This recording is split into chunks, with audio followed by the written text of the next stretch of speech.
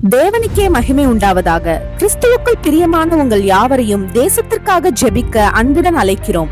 வருகிற திங்கட்கிழமை ஜனவரி 26 நம் இந்திய தேசத்தின் 77வது குடியரசு தினத்தை முன்னிட்டு தேசத்திற்கான சிறப்பு ஜெபம் காலை 10 மணி முதல் 12 மணி வரை இணையதளம் வாயிலாக நடைபெற உள்ளது.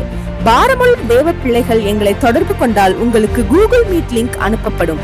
நாம் அனைவரும் தேவ சமூகத்தில் ஒருமனப்பட்டு நம் இந்திய தேசத்தின் எழுப்புதலுக்காக ஒன்றிணைந்து ஜெபிப்போம். வாஞ்சையோடு கலந்து கொள்ளுங்கள்.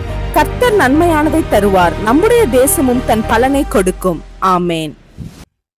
தினம் ஒரு ஜெபம் என்கிற ஜெப வேலைக்கு நேராக இயேசு கிறிஸ்துவின் நாமத்தினாலே உங்களை வாழ்த்தி வரவேற்கிறேன். இன்றைய நாளுக்குரிய வசனம் செப்பனியா தீர்க்க தரிசன புஸ்தகம் அதிகாரம் 3 வசனம் 16. அந்நாளிலே எருசலேமை பார்த்து பயப்படாதே என்றும் சீயோனை பார்த்து உன் கைகளை தளர விடாதே என்றும் சொல்லப்படும். நாம் யாவரும் கண்களை மூடி தேவனை நோக்கி ஜெபிப்போம். எங்களை நேசிக்கிறதான நல்ல தகப்பனே, இந்த நாளுக்காக நாங்கள் நன்றி செலுத்துகிறோம். கர்த்தர் கொடுத்த புதிய நாளுக்காக உமக்கு நன்றிகளையும் ஸ்தோத்திரங்களையும் நாங்கள் ஏறெடுக்கிறோம் ஆண்டவரே.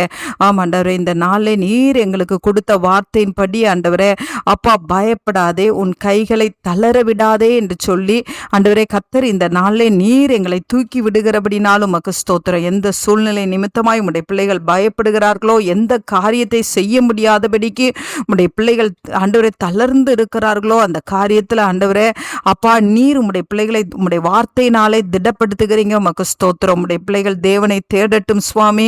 ஆண்டவரே அதிக நேரம் ஜெபிக்கட்டும், அதிக நேரம் வேதத்தை வாசிக்கட்டும். அந்த நல்ல கிருபையை கர்த்தர் ஊற்றுங்க ஆண்டவரே. அப்பா உமக்கு ஸ்தோத்திரம் ஆண்டவரே. இனி உம்முடைய பிள்ளைகள் தீங்கை காண்பதில்லை ஆண்டவரே. அப்பா உம்முடைய பிள்ளைகள் மத்தியில என் தேவன் இருக்கிறீங்க, சூழ்நிலையின் மத்தியில இருக்கிறீங்க. சாத்ராக் மேஷாக் ஆபேத்நேகோ மத்தியில ஆண்டவரே நீங்க இருந்தது போல, அந்த அக்னி சூளையின் நடுவிலே நீங்க இருந்தது போல இன்றைக்கு உம்முடைய பிள்ளைகளுடைய நடுவிலே நீங்க இருக்கிறீங்கப்பா. உம்முடைய பிள்ளைகள் பயப்படாதபடிக்கு, தளர்ந்து விடாதபடிக்கு ஆண்டவரே உமக்கு ஸ்தோத்திரம். வாக்கு தத்தங்களை சுதந்திரித்துக் கொள்ள கர்த்தர் உதவி செய்யுங்க. அந்த நல்ல கிருபையை ஊற்றுகிறபடினால் நன்றி. இயேசுவின் மூலம் ஜெபிக்கிறேன் நல்ல பிதாவே. ஆமேன், ஆமேன்.